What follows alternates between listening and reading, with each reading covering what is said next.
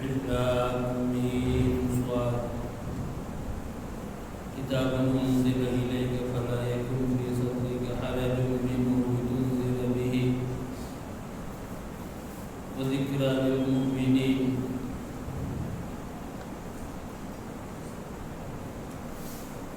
دینی بھائیوں،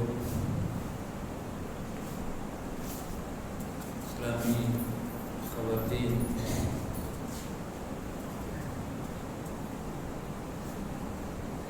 سورہ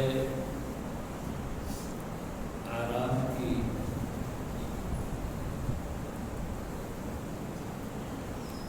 تفسیر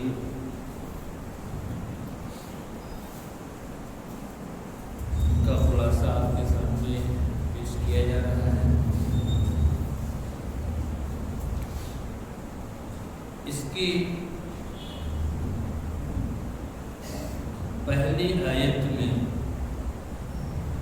بلکہ دوسری آیت میں اللہ رب العالمین نے اس کتاب کے تعلق سے، قرآن کریم کے تعلق سے فرمایا کتاب انزل الیک، یہ کتاب آپ پر اتاری گئی ہے، لہذا اس کے تعلق سے آپ کے سینے میں کسی بھی طرح کی تنگی نہ ہو۔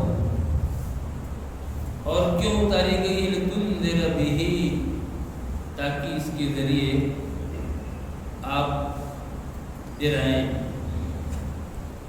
لوگوں کو ڈرائیں۔ وذکریٰ للمؤمنین، اور یہ مومنین کے لیے نصیحت ہے۔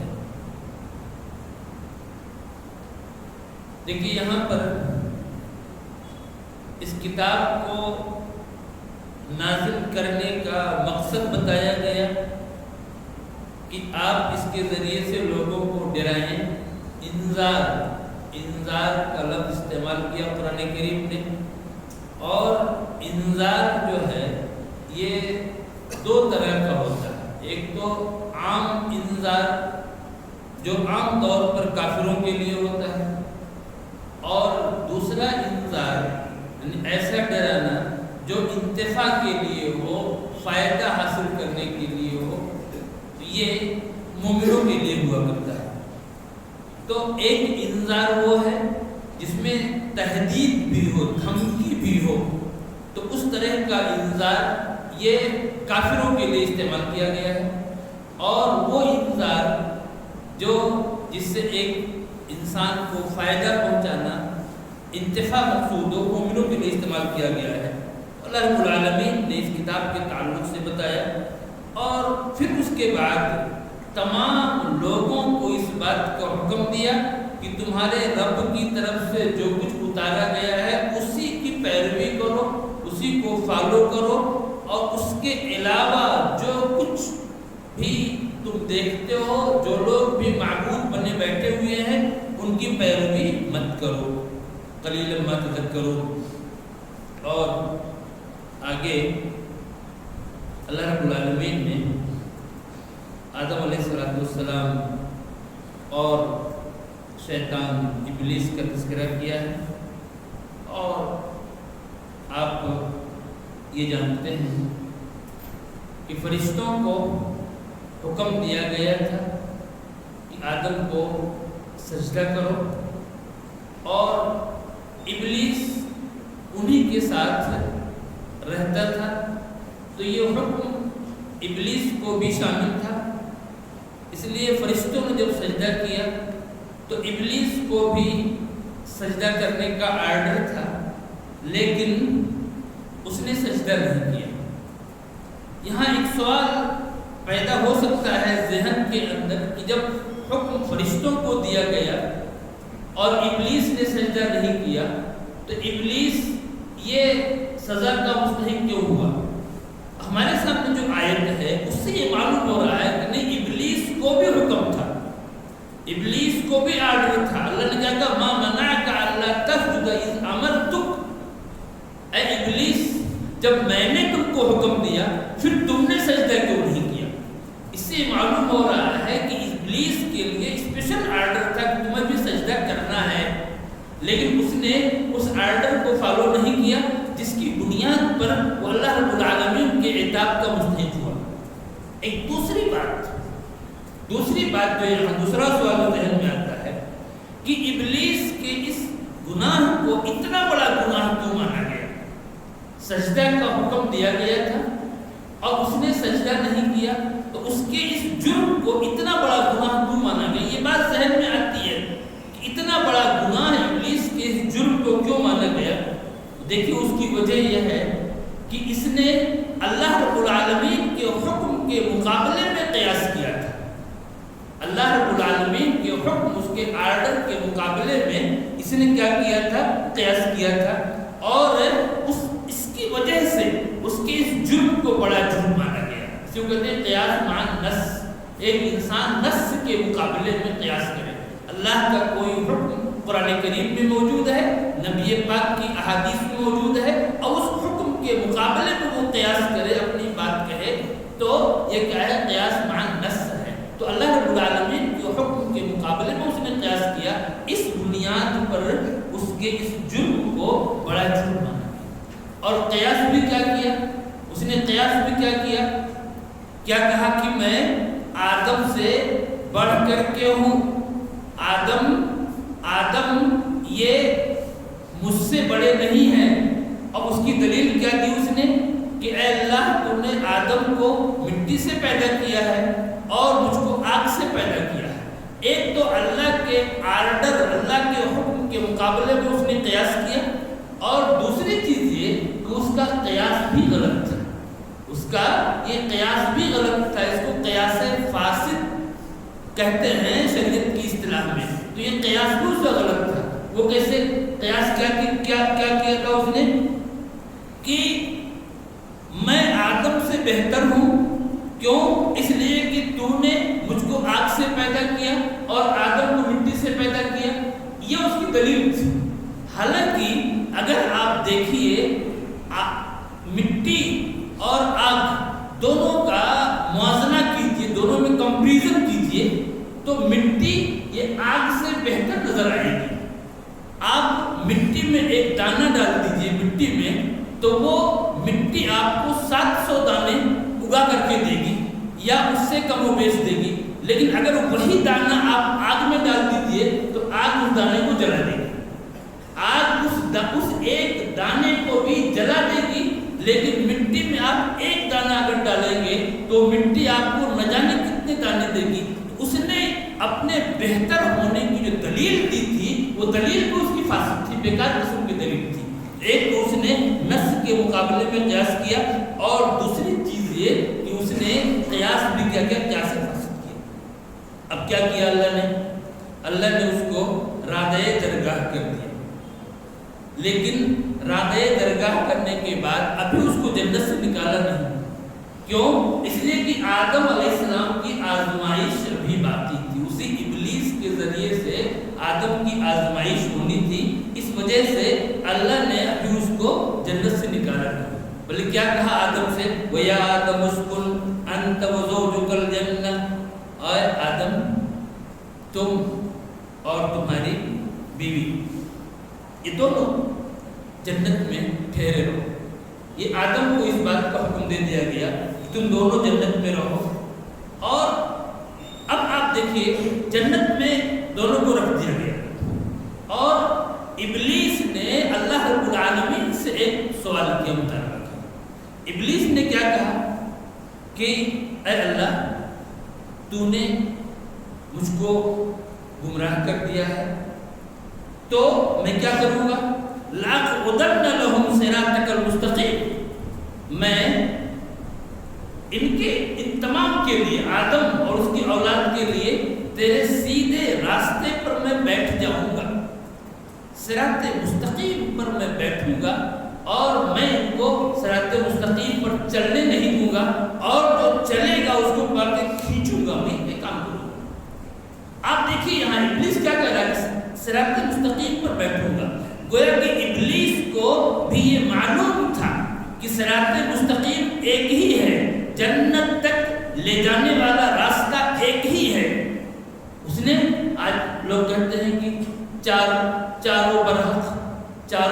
برحق، جبکہ ابلیس کیا کہہ رہا ہے کہ میں اس صراط مستقیم پر بیٹھوں گا. تو اب اس کو بھی معلوم ہے کہ جنت تک لے جانے والا راستہ کیا ہے. صراط مستقیم ایک ہی ہے جو ایک انسان کو جنت تک لے جائے گا. وہ چار راستے نہیں ہیں. لوگ اس طرح کے مغالطے میں ہیں کہ چاروں برحق، چاروں امام برحق، اس طرح کی باتیں. چاروں مذاہب برحق نہیں. ان چاروں مذاہب میں سے جو باتیں قرآن اور سنت کے مطابق ہیں وہ برحق ہیں. جو قرآن اور سنت سے ہٹ کر کے ہیں ان کو ہم کیسے برحق کہیں گے. لیکن اس طریقے سے کیا کہا اس نے کہ میں تیرے اس سیدھے راستے پر بیٹھوں گا اور کیا کروں گا. ثم لآتینہم من بین ایدیہم، پھر میں ان کے پاس آؤں گا. کن کے پاس؟ آدم کے پاس اور آدم کی اولاد کے پاس. آدم کے بیٹے، آدم کی بیٹیاں، جو بھی قیامت تک آئیں گے ان تمام کے پاس آؤں گا. کتنی بڑی دشمنی کر رہا ہے. دیکھیے اس کا جو بھی معاملہ تھا وہ آدم کی اولاد کے ساتھ نہیں تھا بلکہ آدم کے ساتھ تھا. لیکن اس کا انتقام بدلہ لے گا آدم کی اولاد سے.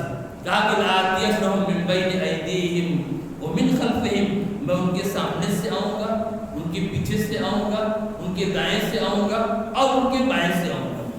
ان سب میں آؤں گا اور میں آدم کی اولاد کو، آدم کے بیٹوں کو، آدم کی بیٹیوں کو، ان تمام کو میں بہکاؤں گا. یعنی دشمنی ایک سے ہے، بدلہ پوری قوم سے. یہ شیطانی خصلت کہ ہماری دشمنی کسی ایک سے ہو لیکن بدلہ ہم پوری قوم سے لیں، پوری جماعت سے لیں، پورے خاندان سے لیں. یہ ابلیسی خصلت ہے جو اس ابلیس نے اختیار کیا کہ اس کا معاملہ ایک آدم سے تھا لیکن کیا کر رہا ہے کہ میں ان تمام سے بدلہ لوں گا اور ان تمام کو بہکاؤں گا. ایک چیز اور دیکھیے آپ کیا کہہ رہا ہے کہ میں آگے سے آؤں گا، پیچھے سے آؤں گا، دائیں سے آؤں گا، بائیں سے آؤں گا. لیکن اوپر اور نیچے کا ذکر نہیں کر رہا ہے. یہ نہیں کہہ رہا ہے کہ اوپر سے بھی آؤں گا اور نیچے سے بھی آؤں گا. یہ ایک چیز ایک بات ذہن میں آتی ہے کہ اس نے دائیں کا ذکر کیا، بائیں کا ذکر کیا، آگے کا ذکر کیا، پیچھے کا ذکر کیا، لیکن اوپر اور نیچے کا ذکر نہیں کیا. اس کی کیا وجہ ہے؟ دیکھیے ایک انسان جب اپنے رب کے سامنے ہاتھ پھیلاتا ہے تو اللہ رب العالمین کی رحمت اوپر سے نازل ہوتی ہے. جب دعا کے لیے ایک انسان اللہ کے سامنے ہاتھ پھیلاتا ہے تو اوپر سے اللہ کی رحمت نازل ہوتی ہے. اور جس طرف سے اللہ کی رحمت کا نزول ہو رہا ہو اس طرف سے ابلیس اٹیک نہیں کر سکتا، حملہ نہیں کر سکتا. اور ایسے ہی ایک انسان جب سجدے میں جاتا ہے تو نیچے کی طرف گیا اور جب سجدے میں گیا تو وہ اپنے رب سے سب سے زیادہ قریب ہوتا ہے.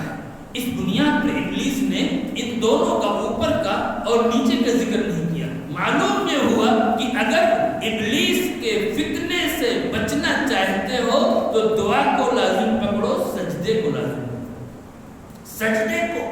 سجدے کو ترک کیا، سجدے کو چھوڑا، دعا کو چھوڑا، اللہ کے سامنے عاجزی کو چھوڑا تو ابلیس کے فتنے سے بچ نہیں سکتے. وہ ابلیس نے کہا. اور اس کے بعد کیا ہوا؟ اس نے آدم کو بہکانا شروع کیا. کیا کہا گیا تھا آدم سے کہ پوری جنت ہے، جنت کی ساری نعمتیں ہیں، ان میں سے جہاں چاہو تم جاؤ، جو چاہو کھاؤ، ایک درخت ہے اس کے قریب نہیں جانا. اب آدم علیہ السلام کی بیوی حضرت حوا علیہ السلام جو جنت میں رہ رہے تھے اور وہ اس درخت پر ان کی نگاہ بھی نہیں تھی جس سے ان کو روکا گیا تھا. پوری جنت سے فائدہ اٹھا رہے تھے لیکن اس ایک درخت سے انہیں کوئی مطلب نہیں تھا. لیکن ابلیس کی نگاہ اسی ایک درخت پر تھی جس سے ان کو روکا گیا تھا تاکہ ان کو بہکائے. اب اس نے کیا کیا؟ اس نے بہکانا شروع کیا. فوسوس لهما الشیطان لیبدی لهما ما وري من عدوما من سواتهما. شیطان نے ان کے دل میں وسوسہ ڈالا کیوں؟ تاکہ ان کو ننگا کر دے، ان کے شرمگاہوں پر جو ستر پردہ موجود ہے اس پردے کو ہٹا کے ننگا کر دے۔ پہلا اٹیک شیطان کا یہی ہوتا ہے کہ ایک انسان کو کسی بھی طرح سے وہ ننگا برہنہ کر دے اور اس کو فحاشی میں، برائی میں مبتلا کر دے۔ اس نے ایسے ہی کیا، یہ کوشش کی۔ اور دیکھیے کل بات آئی تھی زخرف القول کی کہ کیسے ایک شیطان جو ہے جھوٹی باتوں کو کیسے اس کو ملمہ سازی کر کے اس کے اوپر خوب اچھا سا خوشنما سا لیبل لگا کر کے پیش کرتا ہے۔ آپ دیکھیں یہاں پر کیسے اس نے کیا کہا؟ آیا وہ آدم علیہ السلام کے پاس اور حوا کے پاس اور کہا کہ یہ درخت ہے، اسے کیوں نہیں کھاتے؟ لوگوں کو منع کیا گیا تھا، انہوں نے کہا ہمیں منع کیا گیا ہے۔ کہا کہ ارے تم کو میرے سامنے بنایا گیا ہے، تم مجھ سے زیادہ نہیں جانتے ہو اس درخت کے بارے میں۔ اللہ نے تم کو جو روکا ہے اس درخت سے کیوں روکا ہے؟ الا ان تکون ملکین، اس لیے روکا ہے کہ اگر تم اسے کھاؤ گے تو تم دونوں وَتَكُونَ مِنَ الْخَالِدِينَ، تم ہمیشہ کے لیے تم کو زندگی مل جائے گی۔ پہلا یعنی ان کو کس طرح سے مائل کرنے کی کوشش کی کہ اگر اس درخت کو تم کھا لو گے، حالانکہ بالکل جھوٹی بات تھی، لیکن کیا کہہ رہا ہے؟ اگر تم اسے کھا لو گے تو تمہیں ہمیشگی کی جنت زندگی مل جائے گی۔ اب اس کے بعد جب دیکھا کہ تھوڑا سا ان کے دل میں کچھ نرم گوشہ پیدا ہوا تو کیا کیا؟ وَقَاسَمَهُمَا، اور قسم بھی کھا لی اس کے بعد۔ اللہ یہ قسم میں جو کہہ رہا ہوں بالکل صحیح بات ہے، یہ دوسرا بات۔ تیسرا کیا کیا؟ انی لکما لمن الناصحین، بھائی آپ میری بات مانو یا نہ مانو لیکن میں تو آپ کا خیر خواہ ہوں، میں آپ کی ہمدردی میں یہ باتیں کہہ رہا ہوں، مجھے کیا پڑی ہوئی ہے؟ میں چاہتا ہوں کہ آپ اس سے کھاؤ اور آپ ہمیشہ کے لیے آپ جو زندہ رہو۔ اس طرح سے شیطان نے ان کے اوپر وار کیا اور پھر اب ان کے دل میں یہ بات اتر گئی۔ قرآن میں فَدَلَّاهُمَا بِغُرُورٍ، اس نے دھوکے سے ان کو شیشے کے اندر اتار دیا۔ دَلَّاهُمَا بِغُرُورٍ، ان کو شیشے کے اندر اتار دیا۔ کیسے؟ اللہ نے جو لفظ استعمال کیا، جو لفظ دَلَّاهُمَا، اس لفظ کو دیکھیں، مفسر لکھتا ہے کہ اللہ رب العالمین نے اس لفظ کو استعمال کیا ہے پانی کے ڈول سے تشبیہ دینے کے لیے۔ جیسے کوئی انسان پانی کے ڈول کو کنویں میں ڈالے اور کنویں میں ڈالنے کے بعد اس کو لا کر کے بیچ میں معلق کر دے، بیچ میں لٹکا دے اس کو، اب نہ وہ کنویں کے اندر ہے نہ زمین کے اوپر ہے۔ بالکل شیطان کا یہی کام ہے۔ شیطان جب بہکاتا ہے، اب بہکانے کے بعد کیا ہوتا ہے؟ ایک انسان نہ اپنے رب کا رہ جاتا ہے اور نہ شیطان کا ہوتا ہے۔ شیطان کا تو ہوگا ہی نہیں، شیطان تو اس کا ساتھی چھوڑ دے گا۔ جنگ بدر میں یہی ہوا، جب اس نے دیکھا فرشتوں کو تو بھاگا، وہاں سے بھاگا۔ اب وہ انسان جو ہے نہ اپنے رب کا رہ گیا اور نہ ہی شیطان کا رہ گیا، بیچ میں اس کو بالکل جو ہے معلق چھوڑ دیا گیا۔ یہ چیز ہوتی ہے۔ اور اس کے بعد پھر جب کھا لیا تو ان کے وہ شرمگاہ ظاہر ہو گئے اور جنت کے پتوں سے انہوں نے اس کو اٹھا کر آگے رب العالمین نے جو بات بتائی اس کو دیکھیے، دوبارہ سنا ہوگا کتنی آدم علیہ السلام کے بارے میں اللہ تعالیٰ نے آدم علیہ السلام کو کئی ایک اعزاز دیا، خصوصیت، شرف۔ جیسے نکل کے طرف سے بتایا کہ ابراہیم علیہ السلام کی 4 خصوصیات تھیں جن کی بنیاد پر ان کو امام الموحدین قرار دیا گیا۔ تو آدم علیہ السلام کے یہاں بھی 4 خصوصیات، 4۔ نمبر 1، اللہ رب العالمین نے ان کو عزت بخشی، کس کے ذریعے؟ فرشتوں کو ان کا سجدہ کرنے کا حکم دے کر۔ اسجد لآدم، آدم کو سجدہ کرو، اس کے ذریعے سے اللہ نے آدم کو عزت بخشی۔ دوسری چیز، آدم کو اللہ نے ایک اور شرف عطا کیا، وہ کیا ہے کہ علم آدم الاسماء کلھا، تمام چیزوں کے نام آدم کو بتا دیے، وہ عزت، یہ شرف۔ اور پھر تیسری چیز کیا تھی؟ تیسری چیز کہ اللہ نے ان کو اپنے ہاتھ سے پیدا کیا، خلقت بیدیا، اپنے ہاتھوں سے ان کا پتلا بنایا، ڈھانچہ بنایا. یہ ان کی ایک خصوصیت تھی. اور اس کے علاوہ چوتھی چیز کیا تھی؟ نفخت فیہ من روحی، اپنی روح کو پھونکا ہو گیا. یہ چار خصوصیتیں، چار عزت آدم کی اور یہ شرف، یہ مقام. لیکن جب ان سے غلطی ہوئی اس موقع پر ان کی یہ عزت ان کے کام نہیں آئی، یہ عزت ان کے کام نہیں آئی، یہ شرف ان کے کام نہیں آیا. ان کے کام کیا آیا؟ ذلت. جب انہوں نے اپنے آپ کو اللہ کے سامنے نیچا کیا، اللہ کے سامنے ذلیل کیا اور اللہ رب العالمین کے سامنے نیچا کر کے کیا کہا؟ ربنا ظلمنا انفسنا وان لم تغفر لنا وترحمنا لنکونن من الخاسرین. ہمارے رب، ہم نے اپنے آپ پر ظلم کیا، اگر تو ہمیں معاف نہیں کرتا، ہم پر رحم نہیں کرتا تو ہم خاسرین میں سے ہو جائیں گے. تو یہ چیز ان کے کام آئی آدم علیہ السلام. یہ دعا انہیں کہا. یہ چیز معلوم یہ ہوا کہ ایک انسان اپنے آپ کو اپنے رب کے سامنے جتنا جھکائے، دنیا کے سامنے نہیں، اپنے رب کے سامنے جتنا جھکائے گا، اللہ تعالیٰ کا قرب اس کو اتنا ہی حاصل ہوگا. یہاں آدم نے کسی چیز کا ذکر نہیں کیا. اللہ تو نے مجھ کو اپنے ہاتھ سے بنایا، اے اللہ تو نے فرشتوں کو میرے سامنے سجدہ. کوئی چیز ان کے کام نہیں آ رہی ہے. کام آ رہی ہے، اگر تو کون سی چیز آ رہی ہے، وہ اللہ کے سامنے ذلت، جھکاؤ، عاجزی، انکساری، وہ چیز کام آ رہی ہے آدم علیہ السلام کے. اور اسی بنیاد پر ان کی دعا قبول دی گئی آدم علیہ السلام. آگے اللہ رب العالمین نے بنو آدم کو خطاب کیا ہے. دیکھیں آپ قرآن پڑھیں گے تو آپ دیکھیں گے کہ قرآن کریم میں اللہ رب العالمین نے 3 طرح سے لوگوں کو خطاب کیا ہے. یا بنی آدم، یا ایھا الناس اور یا ایھا الذین آمنوا. 3 طرح سے اللہ رب العالمین نے لوگوں کو خطاب کیا ہے.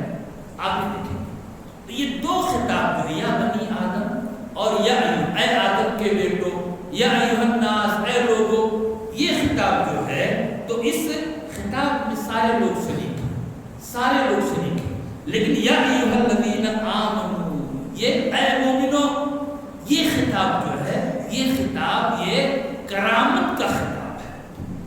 اے وہ لوگوں جو ایمان لائے ہو، اس خطاب میں تکریم پائی جاتی ہے. اللہ رب العالمین اس کے ذریعے، ایھا الذین آمنوا کے ذریعے صرف مومنوں کو، نیک بندوں کو خطاب کرتا ہے.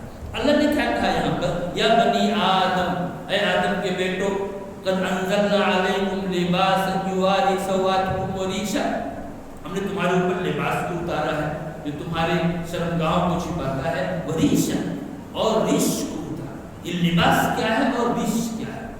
دیکھیے، ایک ہے ضروری لباس جس سے ایک انسان اپنے جسم کو ڈھانکتا ہے، اپنے سطر کو ڈھانکتا ہے، ایک تو وہ ہے. اور دوسرا اس لباس کے اوپر لباس، جس کو ایک انسان اس لباس کے اوپر پہنے مزید خوبصورتی کے لیے. اب اس کرتے کے اوپر کوئی شیروانی پہن لے، کوئی اور چیز پہن لے، کوئی عبا پہن لے، تو یہ کیا ہے؟ یہ ریش ہے جس کے ذریعے سے ایک انسان جو ہے خوبصورتی کو حاصل کرتا ہے. اور کیا کہا؟ وہ لباس تقوی. اور تیسرا لباس، تو ایک لباس تو وہ ہے جو ایک انسان کے سطر کو ڈھانکتا ہے، جو لباس ضروری ہے. اور دوسرا لباس وہ ہے جس کو ایک انسان خوبصورتی کو بڑھانے کے لیے استعمال کرتا ہے. اور تیسرا لباس کیا ہے؟ لباس التقویٰ ہے. لباس التقویٰ ہے. یہ 2 لباس جو ہیں، ایک لباس ضروری اور دوسرا وہ لباس جو انسان کی خوبصورتی کو بڑھائے، یہ دونوں حسی لباس جن کو ہم دیکھتے ہیں، چھوتے ہیں. اور ایک تیسرا لباس جو لباس التقویٰ ہے، وہ لباس جو ہے اس کو دیکھتے نہیں، ہمارے دل سے اس کا تعلق ہے. اور دیکھیے کیا، یہ 2 لباس جو ہیں جن کو ایک انسان پہنتا ہے جسم پر، یہ اس کے مرنے کے ساتھ ختم ہو جائیں گے. اس کو کپڑے میں دفن کیا جائے گا، لیکن وہ کپڑا سڑ جائے گا، گل جائے گا. جب کل قیامت کے دن وہ اللہ کے سامنے کھڑا ہوگا تو بغیر کپڑے کے ہوگا. اس وقت یہ حسی لباس، یہ کپڑے جس کو ایک انسان سطر ڈھانکنے کے لیے پہنتا ہے یا خوبصورتی کے لیے پہنتا ہے، یہ کپڑے اس کے جسم پر نہیں ہوں گے. اس وقت اس کے کام کیا ہے؟ لباس تقویٰ، تقوی کا لباس.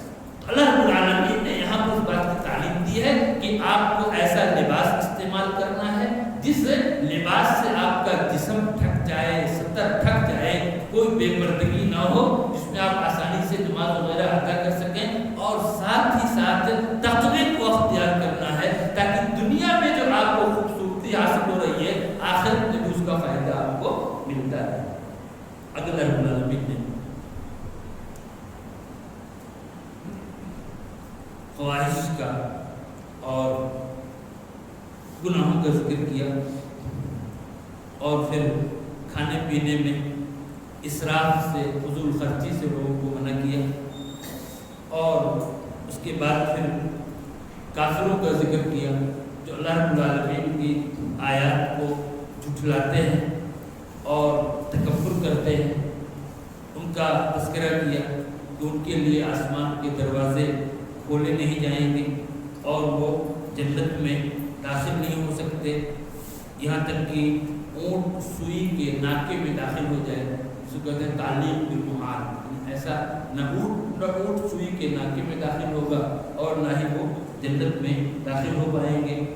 اور پھر اس کے بعد آگے اللہ رب العالمین نے اصحاب الاعراف کا ذکر کیا ہے۔ یہ اصحاب الاعراف کون ہیں؟ جن کی قیامت کے دن جن کی نیکیاں زیادہ ہوں گی وہ جنت کے مستحق ہوں گے، اور جن کی برائیاں زیادہ ہوں گی وہ جہنم کے مستحق ہوں گے، اور ایسے لوگ بھی ہوں گے جن کی نیکیاں اور برائیاں دونوں برابر ہوں گی۔ استوت حسناتہم وسیئاتہم، ان کی نیکیاں اور برائیاں دونوں برابر ہوں گی، تو ان کے لیے اس وقت کوئی فیصلہ نہیں کیا جائے گا، نہ جنت کا اور نہ ہی جہنم کا، بلکہ ان کو جنت اور جہنم کے بیچ میں ایک اونچی جگہ پر، بلند جگہ پر ان کو ٹھہرا دیا جائے گا، کھڑا کر دیا جائے گا، جہاں سے ان کو جنتی بھی دکھیں گے اور جہنم بھی دکھیں گے۔ بالکل اللہ نے اس چیز کا نقشہ کھینچا ہے۔ یعرفون کلا بسیماہم، وہ دیکھیں گے، جنتیوں کو دیکھیں گے اور جنتیوں کو وہ پہچانیں گے، ان کی علامتوں کے ذریعے سے وہ جانیں گے کہ یہ فلاں شخص ہے، جنت میں گیا ہے، نماز میں بہت ہی آگے رہتا تھا، اگلی سب کی پابندی کرتا تھا، اس کو دیکھیں گے اس چیز کو، اور جب جنتیوں کو دیکھیں گے تو ان کو وہ سلام کریں گے، سلام علیکم، سلام کریں گے، اور جب ان کی نگاہ کو جہنمیوں کی طرف پھیرا جائے گا اصحاب الاعراف کے، تو وہ رب سے دعا کریں گے، ربنا لا تجعلنا مع القوم الظالمین، میرے پروردگار تو ہمیں ظالم لوگوں کے ساتھ نہ کر۔ یعنی ابھی ان کا خوف بنا ہوا، چونکہ فیصلہ ان کے بارے میں نہیں ہوا ہے، بعد میں ان کے لیے فیصلہ ہوگا۔ اللہ رب العالمین نے ان کا تذکرہ کیا ہے اصحاب الاعراف کا، اور اس کے بعد اللہ رب العالمین نے یہ دیکھیے ایک چیز، دین جو ہے، دین خیر خواہی کا نام ہے۔ حدیث میں کیا دین و النصیحہ، دین خیر خواہی کا نام ہے۔ پورا دین اسلام کیا ہے؟ نصرہ ہے، خیر خواہی، اور سب سے بڑی خیر خواہی، سب سے بڑی خیر خواہی کیا ہے کہ آپ کسی کو توحید کی دعوت دیجیے، توحید کی دعوت دیجیے۔ وہ انسان شرک میں پڑا ہوا ہے، گمراہی میں پڑا ہوا ہے، اس کو اس شرک سے نکالنے کی آپ کوشش کیجیے، گمراہی سے نکالنے کی کوشش کیجیے، یہ سب سے بڑی خیر خواہی ہے۔ اس کو کھلانا، پہنانا، اس کے دکھ درد میں شریک ہونا، تمام چیزیں ہیں خیر خواہی میں، اس کی بہت ساری صورتیں ہیں، لیکن سب سے بڑی خیر خواہی کیا ہے کہ اس کو آپ توحید کی دعوت۔ یہاں اللہ رب العالمین نے اپنے انبیاء کا تذکرہ کیا ہے جنہوں نے اپنی قوم کے ساتھ سب سے بڑی خیر خواہی کی، سب سے بڑی خیر خواہی کی، اس کا ذکر کیا ہے۔ نوح علیہ السلام کا تذکرہ کیا، نوح علیہ السلام نے کیسے اپنی قوم کو دعوت دی، کیا کہا انہوں نے، یا قوم اعبدوا اللہ ما لکم من الہ غیرہ، میری قوم کے لوگوں اللہ کی عبادت کرو، تمہارا اور دوسرا کوئی معبود نہیں ہے۔ یہ نوح علیہ السلام نے کہا تو قوم نے جواب کیا دیا، انا لنراک فی ضلال مبین، ہم تم کو سخت گمراہی میں دیکھتے۔ ایک تو ضلال کہا، دوسرے فی کے ساتھ گمراہی کے اندر دیکھتے ہیں تم کو، یعنی تم گمراہیوں سے گھرے ہوئے ہو، یہ قوم نے کہا۔ اب آپ دیکھیے انبیاء کی دعوت دیکھیے، آج کا انسان ہوتا اور اکھڑ جاتا، اس کو گمراہ کہہ دیا، یہ کہہ دیا، وہ کہہ دیا، لیکن نہیں، نبی صلی اللہ علیہ وسلم کیا کہا، یا قومی لیس بی ضلال، اے میری قوم کے لوگوں، میرے اندر گمراہی نہیں، قوم نے کیا کہا تھا؟ زلال. نوح علیہ السلام نے کہا تھا زلالہ. زلالہ تے کو تا کو بڑھا کر کے. دونوں میں فرق کیا ہوا؟ دونوں میں فرق کیا ہوا؟ ایک مفسر ہیں صاحب کشاف علامہ زمخشری رحمہ اللہ، ان کا ایک قول دیکھیے چھوٹا سا ہے. کیا ہے؟ وہ کہتے ہیں کہ اگر کوئی آدمی کہے کہ الکا تمر، الکا تمر، آپ اس کے جواب میں کہیں مالی تمرۃ. وہ کہتا ہے کیا تمہارے پاس کھجوریں ہیں؟ آپ کے مالی تمرۃ، میرے پاس ایک کھجور بھی نہیں. تو اس زلال پر نوح علیہ السلام نے تا کو بڑھایا. کیا بتایا کہ ماں لیس بی ضلال، میرے اندر کوئی بھی گمراہی نہیں، کوئی بھی گمراہی نہیں. اور اس کے بعد قوم نے فی کے ساتھ کہا تھا، انہوں نے با کے ساتھ کہا لیس بی با. مررت بزید، میں زید کے پاس سے گزرا. مطلب کیا کہ گمراہی، کوئی بھی گمراہی میرے پاس سے گزرے بھی نہیں ہے. مجھ تک پہنچ جائے، میرے اندر داخل ہو جائے تو بہت بڑی بات ہے. میرے پاس سے گمراہی کا گزر بھی نہیں ہوا ہے. ولیکن رسول من رب العالمین، میں تو رب العالمین کا رسول ہوں، پیغمبر. اور انصح لکم، یہ دیکھیے میں تمہارے ساتھ خیر خواہی کر رہا ہوں. تو سب سے بڑی خیر خواہی یہ ہے کسی بھی انسان کے ساتھ کہ آپ اس کو توحید کی دعوت دیں، اس کو آپ شرک سے نکالیں. یہ سب سے بڑا غصہ ہے، اس کو اختیار نہیں کریں. اور بھی ہم بے کرام کا تذکرہ یہاں پر اللہ رب العالمین نے کیا ہے اور بتایا ہے. اور پھر آگے جو ہے شعیب علیہ السلام کا تذکرہ کیا ہے کہ شعیب علیہ السلام کو ان کی قوم نے کیسے دھمکی دی تھی، کیسے دھمکی دی. لتعودن فی ملتنا، ہمارے دھرم میں لوٹ آؤ، اگر نہیں لوٹو گے تو کیا ہوگا؟ لنخرجنک من قریتنا، ہم تم کو اپنی بستی سے نکال دیں گے تم کو. تو شعیب علیہ السلام کیا کہا؟ اللہ توکلنا، ہمارا بھروسہ اللہ، ہمارا بھروسہ اللہ پر ہے.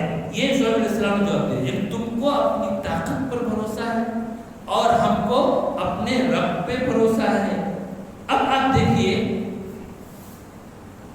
کہ انہوں نے کیا جواب، ہم کو اپنے رب پہ بھروسہ ہے. اب اس کے بعد کیا ہوا؟ انہوں نے کہا تھا کہ ہم تم کو نکال دیں گے اپنی بستی سے. اللہ نے کیا کہا کہ ہم تم کو دنیا ہی سے نکال دیں گے. یعنی انبیاء نے، شعیب علیہ السلام نے، ان کی قوم نے رب پہ بھروسہ کیا. تو انہوں نے دھمکی دی تھی شعیب کو، ان کے متبعین کو کہ ہم تم کو بستی سے نکال دیں گے. تو اللہ نے ان کو دنیا ہی سے نکال دیا. کیا کہا اللہ نے؟ فَأَصْبَحُوا فِي دَارِهِمْ جَاثِمِينَ، وہ اپنے گھروں میں جسوم کی حالت میں ہو گئے. جسوم کی حالت میں ہونے کا مطلب کیا ہے؟ جو جس حالت میں تھا اسی حالت میں مر گیا. جو کھڑا تھا کھڑے کھڑے مر گیا، جو بیٹھا تھا بیٹھے بیٹھے مر گیا، جو لیٹا تھا وہ اسی حالت میں مر گیا. اسی حالت میں وہ سب کے سب کیا ہو گئے؟ مر گئے. معلوم کیا ہوا کہ ایک انسان کو اپنی طاقت پر بھروسہ نہیں کرنا چاہیے بلکہ اپنے رب پر بھروسہ کرنا چاہیے. یہ بہت ہی ضروری چیز ہے کہ ایک انسان کا بھروسہ اپنے رب پر ہو. اور آگے اللہ رب العالمین نے اور بھی چیزیں ذکر فرمائی ہیں جو اللہ رب العالمین کا نظام ہے اس دنیا کے اندر، جو اس کا سسٹم ہے. اللہ نے اس چیز کو یہاں ذکر فرمایا ہے. کچھ باتیں انشاءاللہ ہم کل بھی ذکر کریں گے. اللہ رب العالمین ہم کو اور آپ